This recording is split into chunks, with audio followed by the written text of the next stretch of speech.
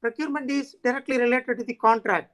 So how the development will be administrated, that is what the procurement comes first, then the contractor takes the whole processes to be administrated. So the second definition is procurement is defined as a strategy to satisfy client development and our operational needs with respect to the provision of constructed facilities for a discrete lifestyle. So you can read these remaining definitions. So, so now first take the second slide. Second slide, yeah, I've given here the purpose of procurement. Because construction is a complex process, it involves numerous parties and numerous processes. So there are a lot of risk involved in construction development. So to manage the risk is very important for achieving the development. So there are three factors involved in construction development. The first one is time. I mean, any development that needs to be completed within a time, as well as cost. Any development that needs to be achieved within the price agreed by the parties. So the two parties involved in any construction are employer and client, contractor. So employer is the one who intends to develop the project, and the contractor is the one who builds a project for the employer. These are the two key roles playing in any development. So these needs to be keep in mind so you can follow what I'm telling in the further slides. So the purpose of procurement strategy is to effectively manage the risk comes across the development. So the procurement process the essence of procurement is to allocate the risk between the two parties at an optimum level. So there will be no issues. Okay, contractor has more risk than the employer has more risk than the contractor. Those issues should not be there. That is the reason we should always maintain an effective procurement system. I hope you guys are following. Okay, next one is, okay, the same slide. I have highlighted various procurement strategies developed in the construction industry. In the construction industry, begin with a traditional procurement strategy. That is, in the traditional procurement strategy, there will be two parties, employer and contractor. The employer will develop his design. Once the design is completed, then the design will be going for tender in the open tender or any type of tenders. Then it will invite bidders for pricing. So the contractors will submit price for the design. So there are two aspects here. The employer will take care of the design. I'm talking about the traditional procurement process. In the traditional procurement process, employer will take care of the design, and the contractor will take care of the construction. These are the two aspects.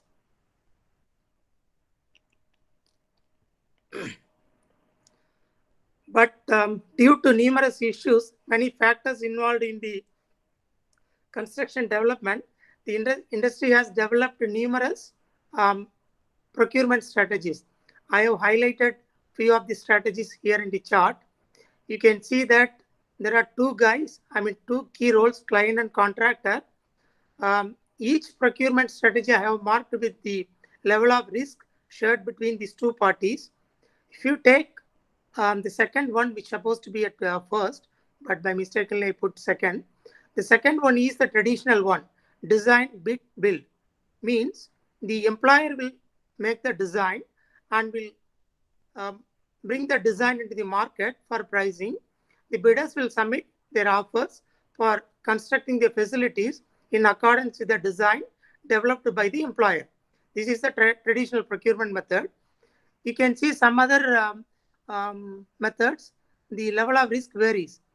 The first one is a design and build. Design and build is the one, okay, I'll come back later. So these are the development of various procurement strategies which construction industry witnessed. So the strategies have been developed because of various issues. As I said, the level of risk employer want to take, employer is capable to take, or the level of risk the contractor is capable to take, and then the external influence like authorities influence. Nowadays environmental impact is there. So these kind of issues always invites risk to the development. So depends on the risk, the parties, I mean the employer can choose the best procurement option. I have highlighted the issues in the second bullet point, I believe.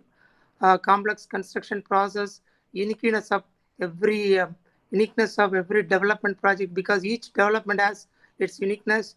Client requirement also varies, and level of risk. Okay, so these are the things forces industry to develop numerous procurements, and then in choosing the best procurement, um, again the employer has to decide what level of management process to be involved in the project, and what kind of the relationship to be continued between the parties, and compensation method to be adopted. These kind of things again the employer has to consider before he employs a suitable procurement method. Okay, let us now talk about the first one. I'm not going to talk about all the procurement options because of times. I will just talk about only two methods. The first one is the traditional one, design, bid, build procurement method. In this method, the key issue is um, this method separates the design from the construction. So as I said earlier, there are two things involved in any construction development. The first one is design, second one is construction. So this procurement process separates the design from construction. That is, the contracting parties shall be responsible for each.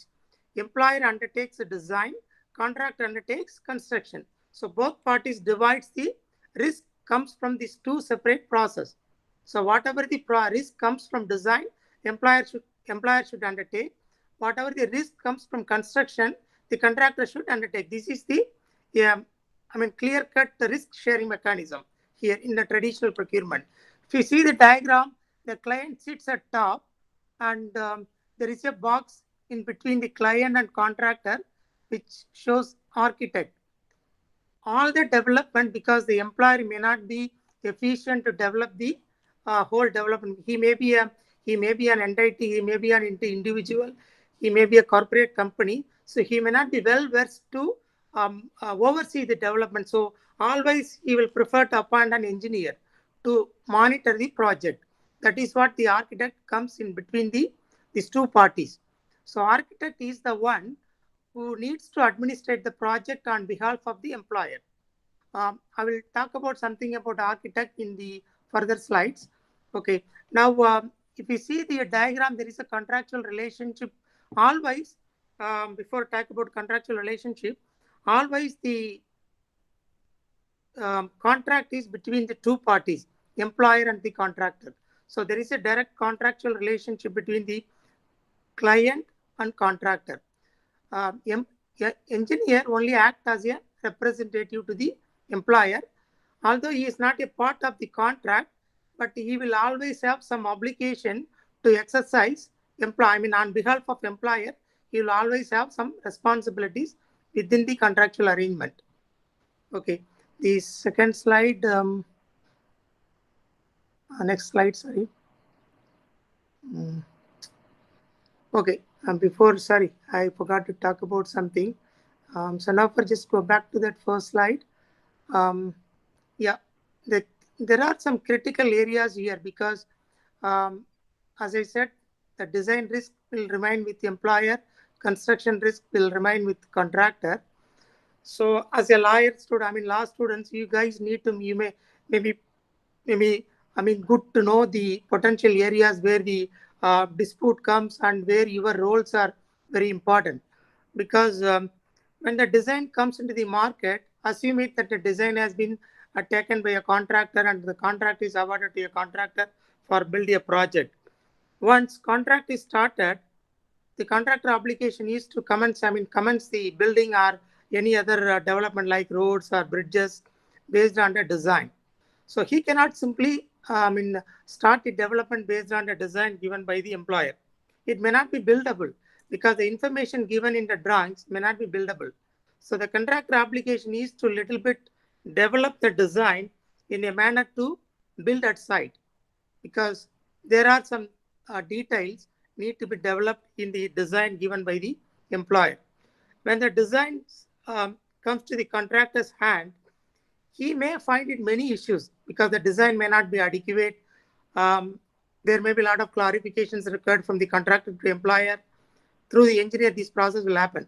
So these process, like clarifications raised by the queries raised by the employer, clarifications provided by the, queries raised by the contractor, clarifications provided by the employer, and those clarification incorporated in the shop drawings developed by the contractor. And these kind of issues sometimes may lengthen the design completion stage. You can't expect the contractor can commence the construction from the day one. There are some preparatory works to be done by the contractor. So that preparatory works may be lengthened because of lack of inadequate design given by the employer. Those processes cause risk to the employer. Because of lack of design, the time period agreed by the parties may not be adequate to complete the project. So those risks is one of the critical area. Always in any construction project, this is the key areas always happening. Because the design may not be perfect, the employer may bring the design into the market in a very speed manner, not in a detailed design. So many issues will come. So there are potential for contractor to claim time, additional time. So there is a dispute involvement here. Then the other issue is when the clarification provided by the employer that during the design development by the contractor, there may be some additional scope. That scope again may increase the contract price agreed between the parties. If at all agreed, okay. If not agreed, then there may be a potential dispute. So you guys' involvement is very crucial in these areas. So wherever the dispute, wherever the disagreement happens between the parties because of the time issues and cost issues and quality issues, or any other issues which were agreed upon the contract and later disagreement may arise due to many factors, will lead to a dispute. So you guys involvement are very important in these areas. Okay, the next one is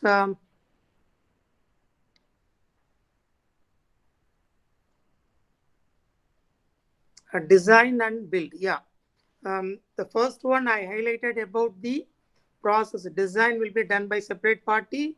The construction will be done by another party.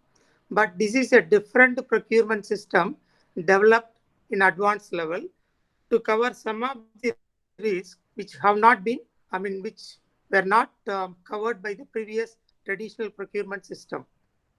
Because always the employer wants to be risk-free because they are not competent enough to oversee the development. They always rely a third-party engineer to oversee the development.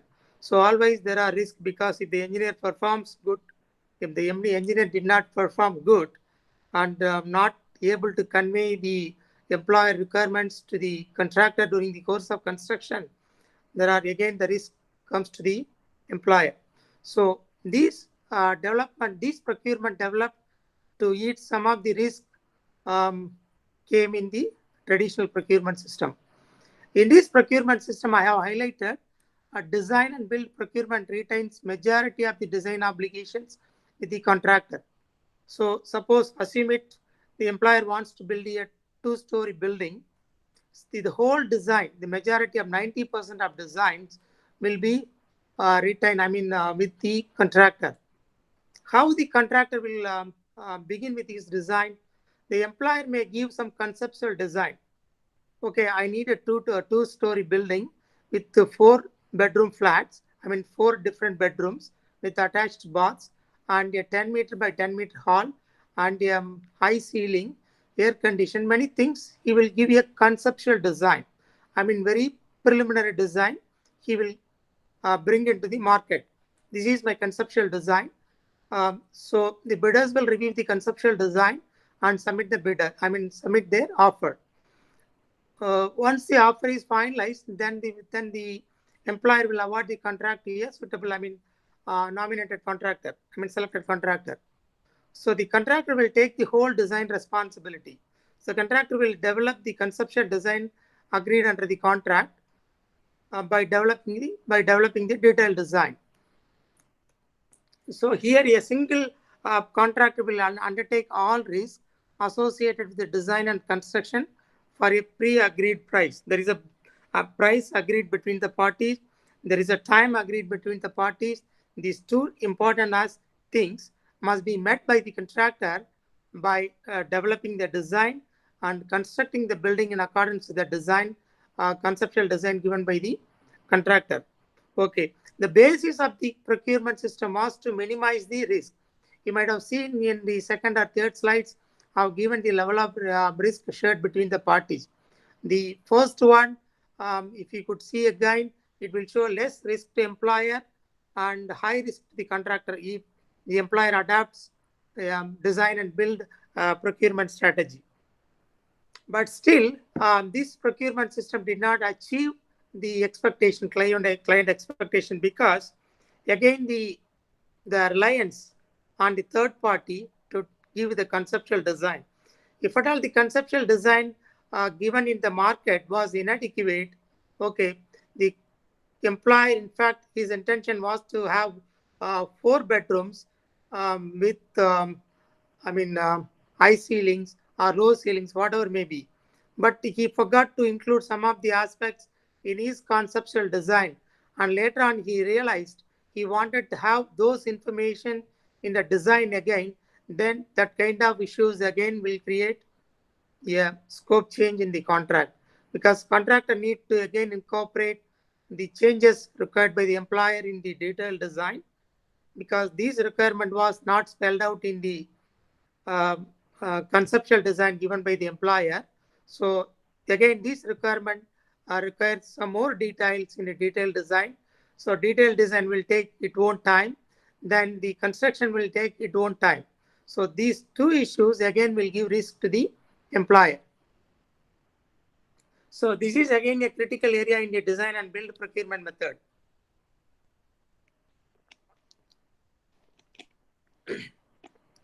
Then there is another area is, okay, whenever the employer needs to be very careful in assessing the detailed design, because he can't simply sleep, okay, I have given the conceptual design to the contractor, it is his risk under the contract, he has to develop the detailed design. No, he can't sleep like that, because the contractor will interpret the information given in the conceptual drawings and develop the detailed design and submit the detailed design to the employer for approval. The employer must be very careful in approving the detailed design. If at all he approves the detailed design, which does not include the information fully contained in the conceptual design, it may give a basis for contractor to build any claim. It can be a cost claim, it can be a time claim, it can be anything. So the employer must be very careful in dealing in approving the detailed designs developed by the contractor. In detailed design, in design and build procurement, the key obligation what the employer, what the contractor should have is whether the contractor is going to exercise only his due skill and care, or he is going to is obliged to develop the project a fully functional one. These are the two things always the employer should be very careful when he is framing the terms of the contract, because if the contract term says the contractor is obliged to develop the facility a fully functional, fit for purpose, then the contractor simply cannot come an argument, no, I have exercised due skill and care. I have exercised my due diligence. This is the outcome of your design, and I'm not responsible for anything. He can't go in that way. If at all the contract terms requires the contractor is obliged to develop the building, the facility which is fit for purpose. If at all the contract terms says the contractor is to exercise due skill and care, then he will only deliver the product, and he will up his hand, okay, I delivered the project based on your design. So this is the key important terms in the design and build procurement contracts, which is to be taken care by the administration professionals like legal professionals or other contract professionals. So as we have seen these two type of procurements, why I have demonstrated, you guys need to understand in any construction contract, procurement is very important, which is the one adopted by the employer to share the risk, which is the primary process which will determine what kind of contract what kind of contract needs to be established between the parties to administrate the contract. So you can go through the slides. Only the first one I have discussed about design build, where the design is remained with the employer, construction is with contractor. The second one was design and build, where the whole responsibility remained with the contractor. Okay, so these are the two important differences these two procurement process brings into the market. So, okay, next we will go to the construction contract. So, once the employer is determined what kind of procurement process, what kind of procurement strategy he has to adopt for building a project, then he will also determine the form of contract. There are many form of contracts available in the construction industry. Nowadays in the Middle East, almost 90% of the employers not following the standard forms of contract. Instead, they are following their own forms of contract, because standard forms of contract will have a standard terms and conditions. Whereas if they wanted to develop their own bespoke forms of contract, they can develop the terms and conditions suitable to the development, suitable to their requirement. So in this presentation, I'm not going to talk much about the bespoke forms of contract because if at all you guys may be knowing about the FIDIC form of contract, which is the international standard forms of contract. It's a famous globally. So I'm going to a little bit talk about standard forms of contract in the presentation. There are two standard forms of contract globally famous. The first one is FIDIC form of contract. The other one is NEC3 form of contract. If I get opportunity in the future, I will talk about NEC3 and I will talk about FIDIC also much more detail. So FIDIC form of contract. So as I said earlier, the first slide, what it says, the contract will be executed between the parties. The parties are client and the contractor. The second bullet point says type of form of contract, standard form of contract, as I said, FIDIC form of contract and NEC3 form of contract. These are the famous standard forms of contract. Alternatively, the employers can adopt bespoke form of contract. So FIDIC form of contract. FIDIC is a French language acronym, which is known as in English as the International Federation of Consulting Engineers. In English, FIDIC is called International Federation of Consulting Engineers. Sanavar, please, next slide. So I have given a table here for you guys to understand the type of FIDIC forms of contract which are prevailing in the construction industry. And again, I'm not going to talk about all these versions. Even, if someone works in the construction industry, especially in international construction industry, surely they may be aware of some of the form of contracts, at least or else maybe any one of the form of contracts maybe they would have come across. So there is the form of contract, almost 7 I have given, I believe.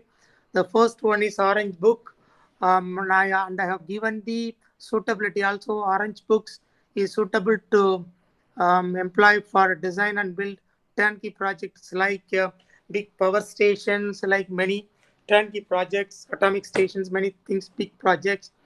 Then Red Book, FIDIC Red Book, the latest version is 1999, I believe 2007 also, 2017 also there is another version, I believe.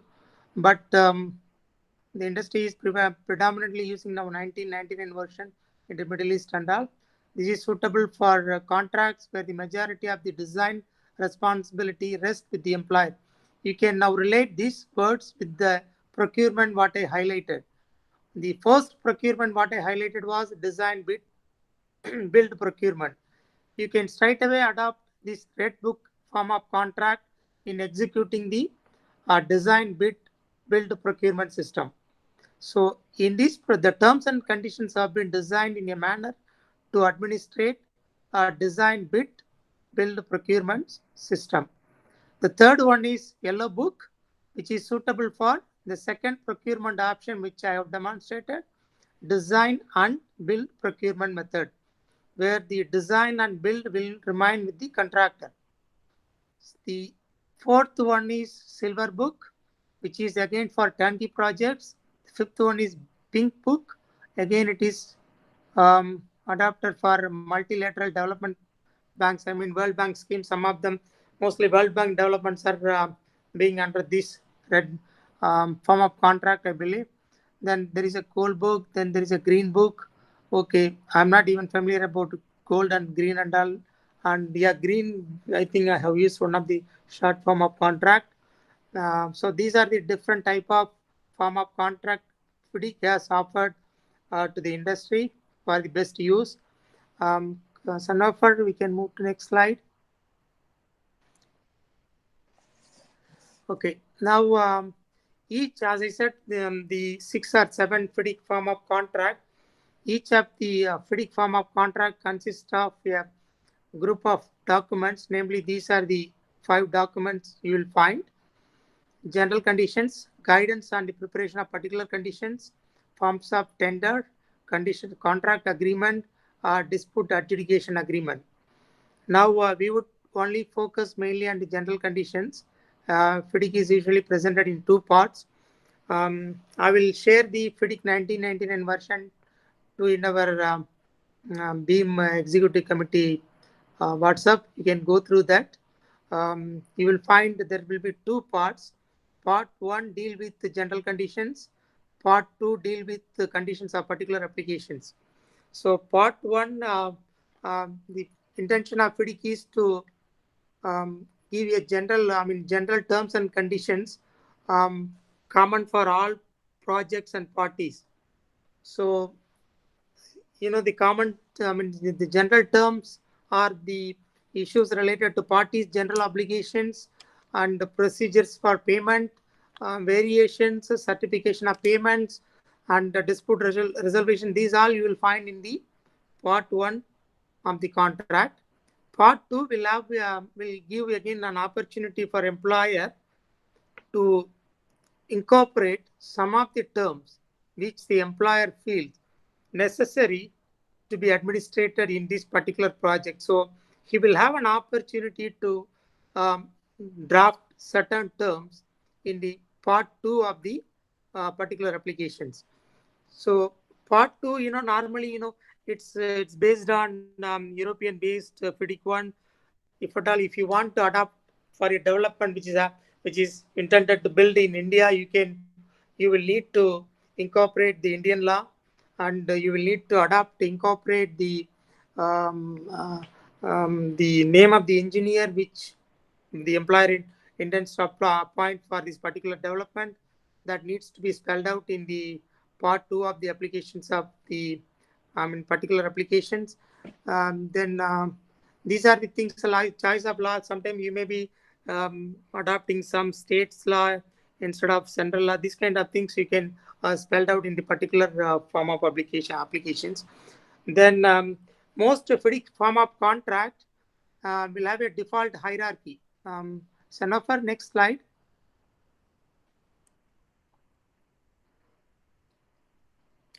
mostly the FDIC form of contract will have these by default hierarchy of the documents in this fashion. The first one will have a contract agreement that will clearly give the details of parties and the key terms, and then the authorized persons of the parties who will sign the contract. These all will have some will be included in the contract agreement. Also, the contract agreement will include the agreed contract price and the duration of the contract. These are the key important information will be included in the contract agreement. Then the letter of acceptance, which is the one once the bidders, the contractors, the tenderer's offer is accepted by the employer, before forming the contract, before signing the contract by the parties, the employer will confirm a letter of acceptance, which is meaning the employer is accepting the proposal given by the tenderer, the contractor, which is the confirmation given to the tenderer, confirming his acceptance of his offer. That is a letter of acceptance. The third one is the letter of tender. What was the letter of tender issued to the parties? And the fourth one is part 2, particular conditions of applications. And the fifth one is part 1, general conditions of contract. And sixth one is, fourth one is, yes. And next one is specification and drawings. If at all the employer uses red books, it will have specification and drawings. If at all employer uses the yellow books, as I briefed earlier, the document should have employer requirements. So these are the things will vary based on the form of contract which the employer adopts. Then the further requirements, like if at all anything's agreed during the tender negotiation, those things can be incorporated appropriately. This is the default hierarchy being followed by the FDIC form of contract. Why this hierarchy? Because you will find some information in some document which may be conflicting with the other document. So there should not be any issues later on because of these ambiguities. So on the hierarchy is even in the order, because if, for instance, if the contract agreement has got some information and a particular application has got some information which is conflicting with the contract agreement, the information contained in the contract agreement take precedence over the particular application. This is a concept. So I have written here the parties are allowed to rearrange the priority of documents or stipulate that no priority or order of hierarchy will apply to the contract. We can either give reservation in any way. So this is depending on the decision making. So if the employer is very clear, the contract, he comes to know that the contract is very clear, he does not want to, he can just ignore these provisions, but still the order is important. Okay, so now for next one, please.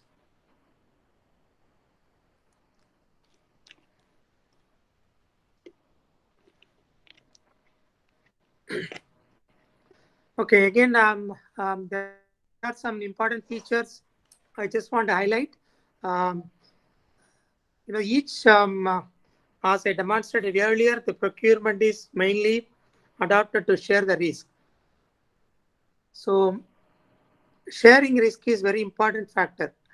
As I said earlier, the contractor is obliged to complete the works on time and for the agreed contract price.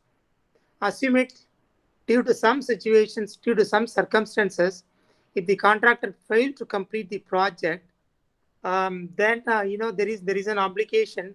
There is a liability to the contractor to pay liquidated damages. Delay damages. Whatever the damages incurred by the employer should be paid by the contractor. These provisions are clearly spelled out in the FDIC forms of contract. If you take, I will detailedly discuss in some other slides about this. So whatever the risk the contractor failure for not completing the project on time, there is a risk to the contractor. He is liable to pay liquidated damages to the employer. So this risk is clearly shared with the contractor. And then the other risk, if at all the defective designs given to the contractor and some other issues, circumstances occurring to the development process which affect the time and cost, then that risk leads to the employer. So that kind of risk remain with the employer. So the employer is obliged to um, compensate the damages whatever the contractor incurs, like the contractor incurs additional costs because of defective designs given by the employer. These and all clearly shared in the FDIC form of contract. So the next one is a dispute resolution. Dispute resolution, it is very, very important to you guys. FDIC form of contract includes multi-tier dispute resolution process. It starts with dispute adjudication board, then amicable settlement, arbitration, then litigation. These are the process, multi-tier dispute resolution process included in FDIC form of contracts. So whenever a dispute starts, the dispute should be assessed through dispute adjudication board. We'll talk about a little bit later. So these are the things clearly included in the FDIC form of contract to have a balanced form of contract between the parties. Then the next one is roles of the parties.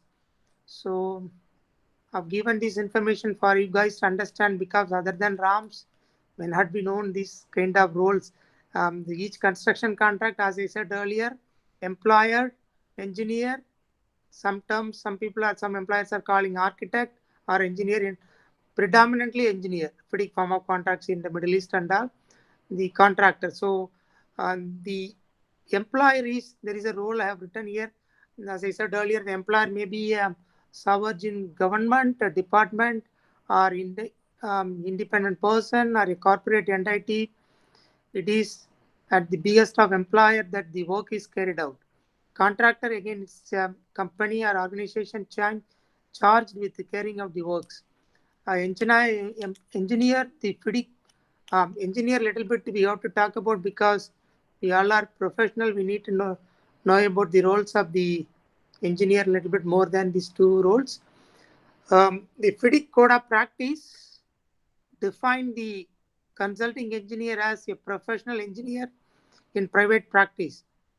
So the engineer should be a professional engineer, should have a private practice, and he can have office either alone or in association with other engineers also. He employs necessary staff to assist in carrying out his duties, and the FDIC expectation from the engineer is he must be a professional, and he must be highly ethical, and he must be impartial and independent, because there may be some issues occurring in the contract because of the engineer's issues. That issues are solely due to engineer. So in those circumstances, the engineer should be impartial and independent. The older version of the contract, FDIC form of contract, I think 1987 version requires in the engineer should be impartial. I think 1999 version, it requires the engineer should be independent. So he should not be influenced by the parties. So he must be independent. So this is the FDIC requirement. And engineer role is, engineer is highly powered in the FDIC form of contract. He must exercise all the employer's powers in executing the development. He also played a quasi-legal role by administrating the disputes and other issues occurring in the project. So these are the general things about engineer. And okay, shared risk we have talked about. Okay, I have highlighted here the general obligations of the parties. We have time, Ram, or You have time, I right? think these things we can circulate to the people, Shakti. That's what I Yeah. believe. Yeah. Okay. I think they may not be able to follow, or if they are Correct, interested, correct. okay, we can. Or I can circulate this. Yes. Anyway, So we'll send the PPT to the people. They yeah, can. okay. I will just tell what I included here. So these slides I have talked about the general obligations of the parties, what obligations the employer should have under FIDIC forms, as well as engineer and contractor. Next slide, Sanofer. Yes, there are some important provisions you guys need to know. Clause 8 talks about commencement, delays, and suspension. So the contractor is obliged to commence the project within some timeline given in the contract. And there is the clause, I think I put subclause 8.7, which is very important. The contractor, subclause 8.7 requires the contractor to pay delay damages to the employer if time for completion has not been achieved due to his own delays. So the employer subclause 8.8 requires entitles the engineer to suspend the works. These are the important provisions you guys need to know. Then Sanofer next.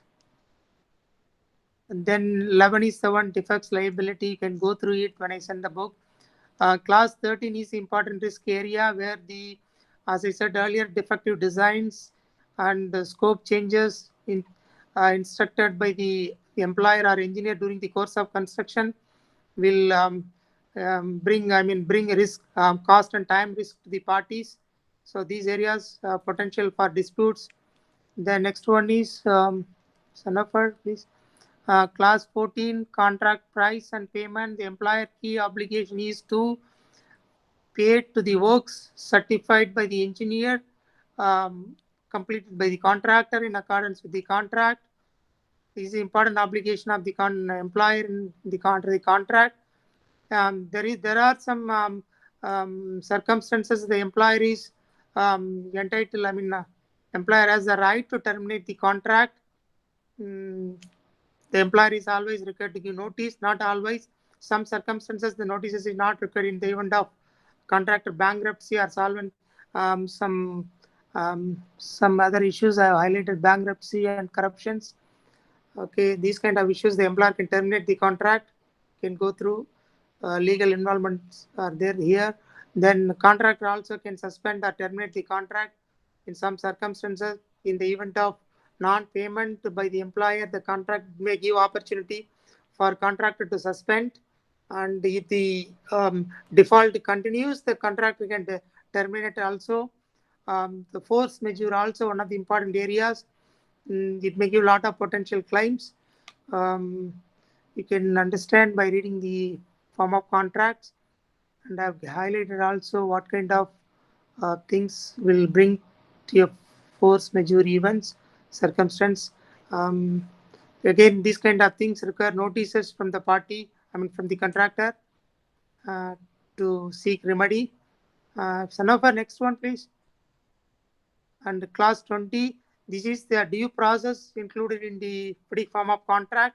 This should be followed by the contractor to to ensure his claim and ensure his relief.